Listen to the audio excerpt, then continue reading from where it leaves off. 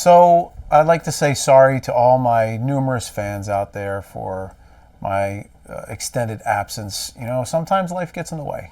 When you're an old man and you're my age, life gets in the way a lot. So I haven't been recording, but I'm back to share thoughts and musings with you because I'm sure you care. First off, let's have a beer tonight. I think I'm going to crack one open. And here's a shout out and a plug for one of, if not my favorite brewery, Attic Brewing. Yes, right here in Germantown. Fantastic brewery. If you haven't been, go. Go now. Having a Vienna lager here.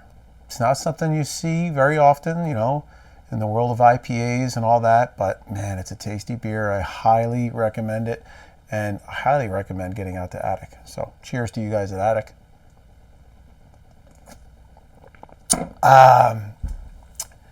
You know what we're going to talk about today? We're going to talk about mansplaining. That's right. For you ladies out there, mansplaining means the explanation of something, typically from a man to a woman, that comes away in a condescending manner. See what I did there? I know I'm such a dick. Let me say this, first and foremost. Ladies, we don't mean to mansplain. Most men don't mansplain on purpose, okay? You see, there's this strange connection between our testicles and our brain. Scientists haven't figured it out yet. They haven't. But it makes us do and say really dumb shit all the time. Seriously, they have not figured out what it is chemically or that connection, but it's for real, and it happens in men. And mansplaining is one of the things that it makes us do. I mean, do you really think I want to explain to a woman, you know, how a lawnmower works? Or, you know, do you think I want to be in line at, you know, a Home Depot and just all of a sudden that connection hits and I turn around to the woman in back of me and feel the need to say, you know, if you really want to check the tread on your tires, just get a quarter and put it in there. And if you can see the head of George Washington, it's time to get new treads. Worst part about that is, like, a guy behind me would hop in and mansplain me and be like, no, dude, it's a penny, it's not a quarter. So that's my other point. Mansplaining is not just to women. Trust me, I've been mansplained to plenty of times. There's always that douche of a guy who's just like, you know, is expert on everything, or a one-upper. You know, it's got to one-up you on everything. Step in, you know, you could be talking about anything. Be like, golf, you know, yeah, I went out golfing. Oh, yeah, well, I'll tell you what you got to do. You know what? If you're going to golf, you got to use this club, and you got to go here. And, you know, it's just, it happens to us too, right? So it's not, mansplaining has been around for a long time. It's just a new term. And I am sorry that we do it to women sometimes, but trust me when I tell you, it's universal. It happens to us too. And I get why it pisses you off, because it pisses me off as well. And I'm also mortified when I try. I do catch myself doing it sometimes, and I have to, like, put the brakes on. And so that's where I am now, right? It's like I'm now so afraid to mansplain to women that I just don't even, I err on the side of caution, and instead I just, like, won't say anything. Let me give you, all right, here's a hypothetical scenario, right? Say I'm at the gas station and I look over at the next pump and there's a woman, like, struggling, and she's, like, looking around and, you know, wondering where to put the nozzle. She's, like, looking under her wheel well, or, you know, in the trunk or whatever. Now, do I step in and say, hey, why don't you look on the other side of the car? You know, that might be where the tank is. Or is that considered mansplaining? Because she didn't ask me. And let me tell you, I came across this handy-dandy chart on the interwebs. Take a look at this. All about mansplaining, right? Tells you how not to mansplain. This is kind of a useful tool, I suppose. However, I sent the author, who was a woman, an email saying, that's a really nice flow chart, but do you know how you do flow charts for real? No, I'm just kidding. I didn't do that. That would have been awesome, though, if I did. That would have been great. Anyway. So what are you to do? According to this, chart here, unless you are an expert on something and you're asked about it, you are to say nil. So what does that do for us? Does that just kill chivalry altogether and being a gentleman and being helpful? There's that fine line, right? There's that fine line between being helpful and being that dick who's just mansplaining to people. So that's where I find myself now when I'm in those situations. I'm questioning myself. I'm like, wait a minute. Am I going to get accused of being mansplainer here? Because I don't want to be, but I want to be helpful and I want to pass forth knowledge. Not that I have that much knowledge, but if I can, I'm going to. I don't know. It's quite the quandary that we live in here. Maybe you can help me with it. How do you feel about mansplaining? Where is that line? It's a gray area. I'm sorry, it's a gray area for me.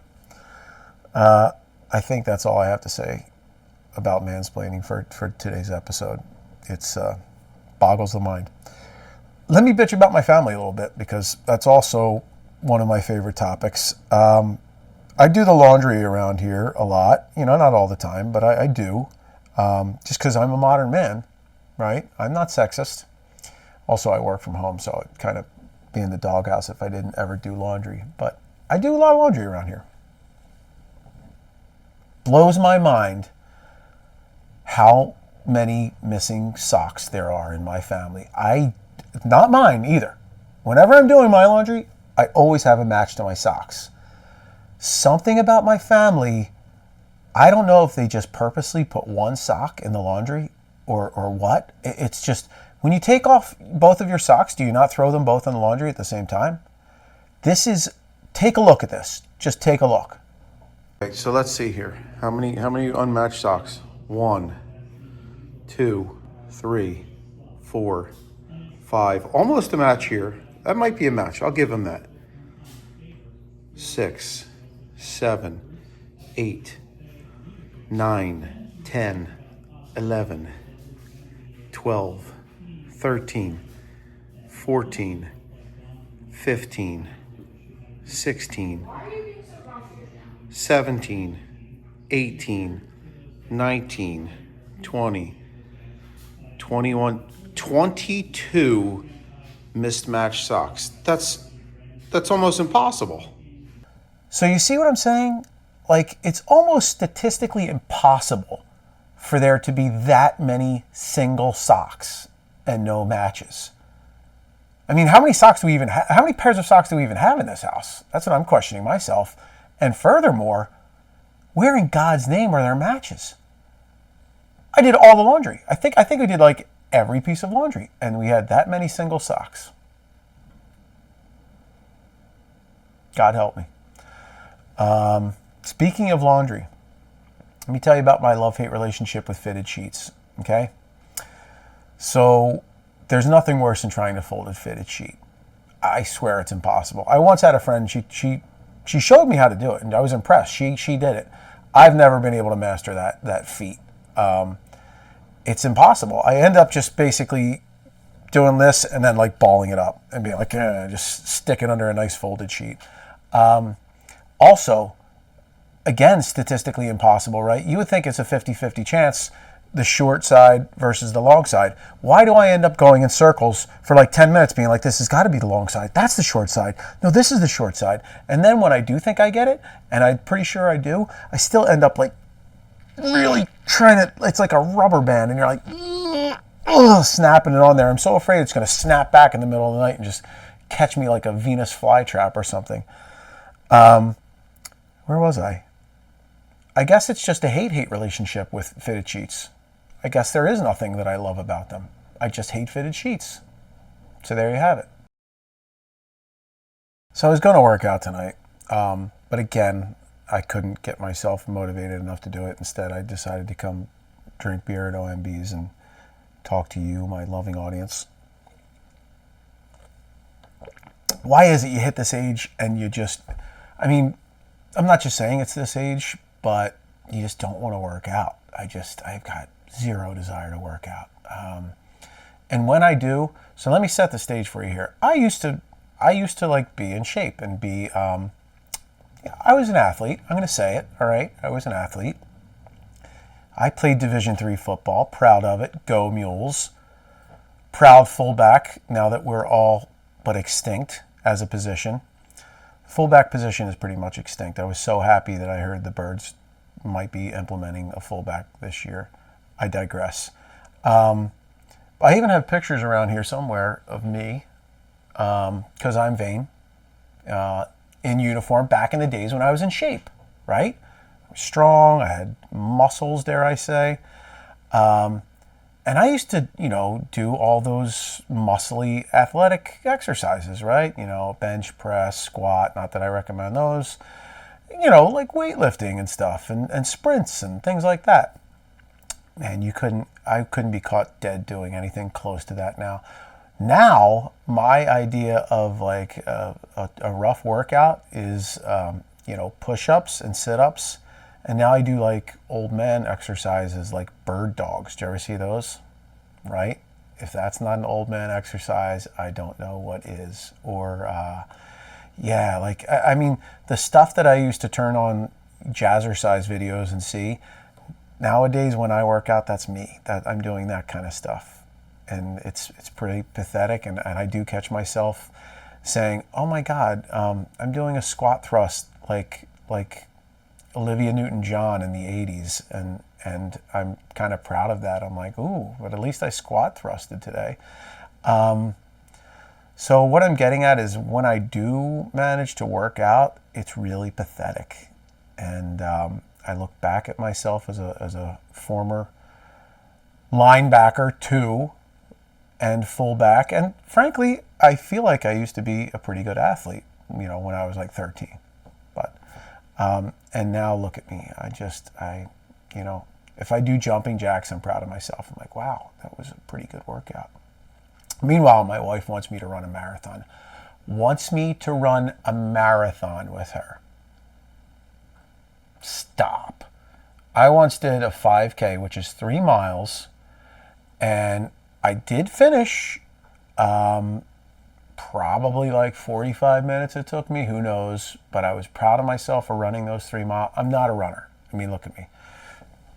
This build, fullback linebacker, not a marathon runner. Okay? Let's just get that out of the way. This doesn't help. I hear you. But what am I going to do? This is my athleticism now. I've moved up from 12-ounce curls to 16-ounce curls. So I am making progress there. Point is, I'd like to lose weight and be in shape, but why bother now?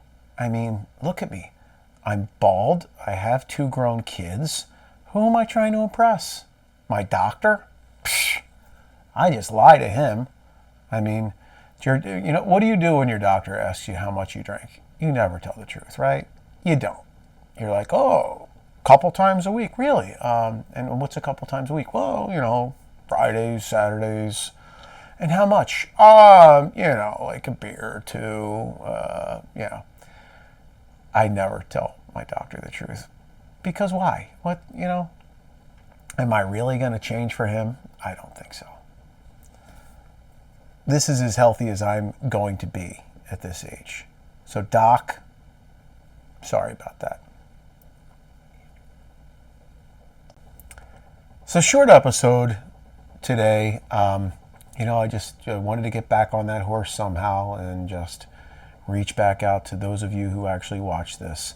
I've gotten some feedback too, and frankly, it hasn't all been positive, and people have been like, yeah, no, keep at it. It's really good.